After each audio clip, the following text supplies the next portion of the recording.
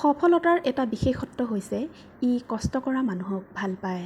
যদি আপুনি আপোনাৰ বিফলতাসমূহক বেছি গুৰুত্ব দিয়ে তেন্তে আপুনি কেতিয়াও সফল হ'ব নোৱাৰিব। সফলতা স্পৰ্শ কৰিবলৈ হ'লে আপুনি অসফলতাৰ পৰ্বতো আৰোহণ কৰিব পাৰিব লাগিব। মনত ৰাখিব, দূৰত্ব নিৰ্ধাৰণ নকৰাকৈ আপুনি কেতিয়াও লক্ষ্যত উপনীত হ'ব নোৱাৰে।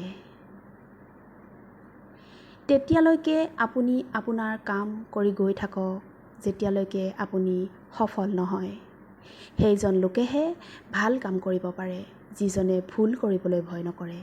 সকলোৰে কিবা নহয় কিবা প্ৰতিভা থাকেই, কিন্তু সেই প্ৰতিভা চিনি পোৱাটোহে টান। প্ৰথমতে নিজৰ প্ৰতিভা চিনি উলিয়াওক আৰু সেই প্ৰতিভাৰ বলত আগুৱাই যাওক। দেখিব সফলতা আপোনাৰ হাতৰ মুঠিত। কাম কৰোঁতে এনেদৰে কৰক যাতে আপোনাক দেখি আনেও প্ৰেৰণা পায়। ভাগ্যৰ কথা নাজানো, কিন্তু এটা কথা জানো যে পৰিশ্ৰম কৰাজনে বহুবাৰ সুযোগ পায় আৰু সেই সুযোগৰ সৎব্যৱহাৰ কৰিব পৰাজনেই জীৱনত সফল হ'ব পাৰে। নিজৰ ওপৰত সদায় বিশ্বাস ৰাখক। যদি আপুনি নিজেই নিজক বিশ্বাস নকৰে তেন্তে আনে আপোনাক কেনেকৈ বিশ্বাস কৰিব?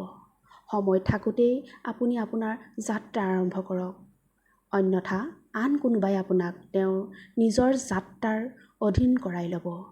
সঁচা কথা যে যিজনে নিজৰ কাম ভাল পায় তেওঁক সময়ো ভাল পায়।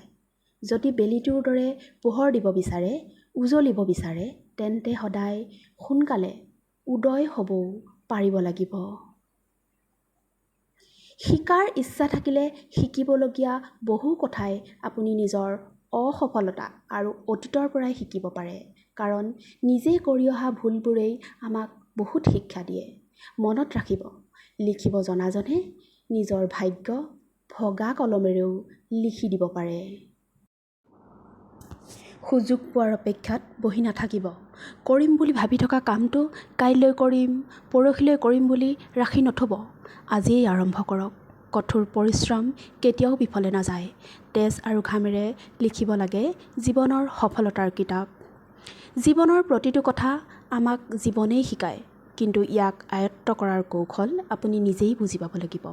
জানেনে, যেতিয়ালৈকে জীৱনে জীয়াই থাকিবলৈ শিকাই থাকে তেতিয়ালৈকে মৰিবলৈও নিদিয়ে। যেতিয়া আনৰ কথালৈ ভ্ৰূক্ষেপ নকৰি আপুনি আগবাঢ়িব পাৰিব তেতিয়াই সফলতা আপোনাৰ পিনে আগুৱাই আহিব। বন্ধুসকল, যদি আপুনি আমাৰ ভিডিঅ'টো চাই ভাল পালে তেন্তে লাইক শ্বেয়াৰ কৰিবলৈ নাপাহৰিব। আৰু যদি আপুনি আমাৰ চেনেলটোত নতুন তেন্তে চেনেলটো ছাবস্ক্ৰাইব কৰি কাষতে থকা বেলটো প্ৰেছ কৰি দিব। তেতিয়াহে আমাৰ নতুন ভিডিঅ'ৰ ন'টিফিকেশ্যন পাই থাকিব। এটা নতুন ভিডিঅ'লৈ পুনৰ লগ পাম। ধন্যবাদ।